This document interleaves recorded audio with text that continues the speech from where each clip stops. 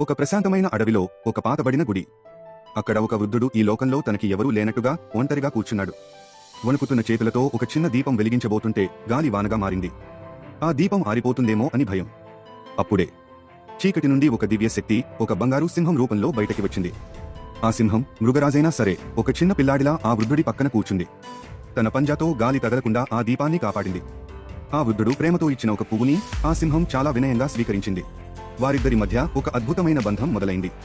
వర్షం కురుస్తోంది. సింహం తన శరీరాన్ని ఒక గొడుగులా మార్చి ఆ వృద్ధుడిని తడవకుండా రక్షించింది. అది కేవలం ఒక సింహం కాదు, సాక్షాత్తు ఆ దేవుడే పంపిన ఒక దివ్యదూత. ఆ దివ్య కాంతిలో వృద్ధుడు ఆ సింహం భుజంపై తల వాల్చి ఎంతో ప్రశాంతంగా నిద్రపోయాడు. ఆ గుడి ఇప్పుడు ఒక గొప్ప కథకు సాక్ష్యం. నిఖార్సైన స్నేహానికి, నమ్మకానికి ఇది ఒక నిదర్శనం. మనుషులకి, జంతువులకి మధ్య ఉండే ఈ పవిత్ర బంధం ఎప్పటికీ మరువలేనిది.